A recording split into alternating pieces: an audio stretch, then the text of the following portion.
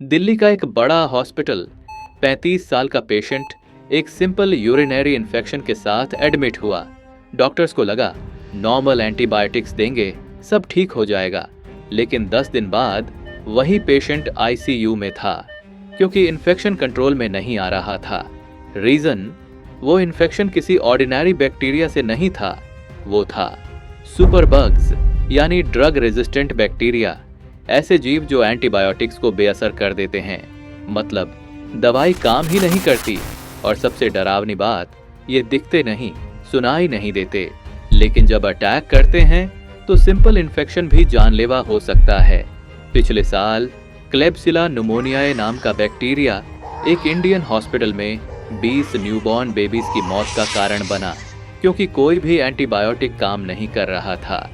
कुछ केसेस में ई कॉली से हुई फूड पॉइजनिंग इतनी रेजिस्टेंट थी कि मरीज सेप्टिक शॉक में चला गया, और असिनेटोबैक्टर बौमानी सोल्जर्स और एक्सीडेंट विक्टिम्स के घावों में इन्फेक्शन करता है। डॉक्टर्स इसे कहते हैं नाइटमेयर बैक्टीरिया। ये सुपर बग्स फैलते कैसे हैं?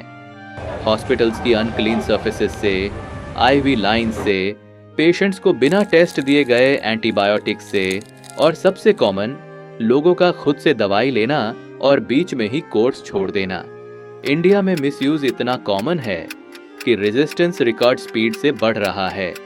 डॉक्टर्स के पास अब कुछ ही लास्ट रिजॉर्ट एंटीबायोटिक्स बचे हैं, जैसे कार्बापेनेम्स और कोलिस्टीन। लेकिन इमेजिन कीजिए, अगर ये भी काम करना बंद कर दें तो पेशेंट के पास लिटरली कोई ऑप्शन ही नहीं बचेगा। WHO कहता है हम पोस्ट एंटीबायोटिक एरा में जा रहे हैं, जहां छोटी इन्फेक्शंस भी मौत की सजा बन सकती हैं। लेकिन ये एंड नहीं है। ये जो एंटीबायोटिक रेजिस्टेंस है, इसको अभी भी कंट्रोल किया जा सकता है। कैसे? चलिए इसके बारे में जानते हैं। एंटीबायोटिक्स हमेशा पूरा कोर्स लें, बीच में ही बंद न करें। डॉक्टर से सलाह के बाद ही मेडिसिन ले। सेल्फ मेडिकेशन से बचें। हॉस्पिटल्स को साफ रखें।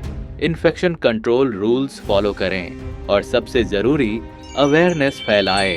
अगर मिसयूज बंद हो जाए तो रेजिस्टेंस धीमी पड़ सकती है।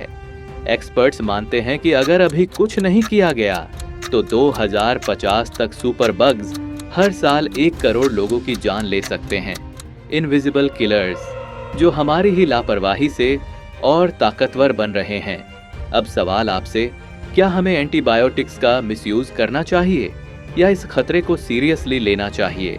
कमेंट में बताइए, और सब्सक्राइब कीजिए साइलेंट स्कैल्पेल्स को, जहां मेडिकल साइंस और हॉरर मिलते हैं।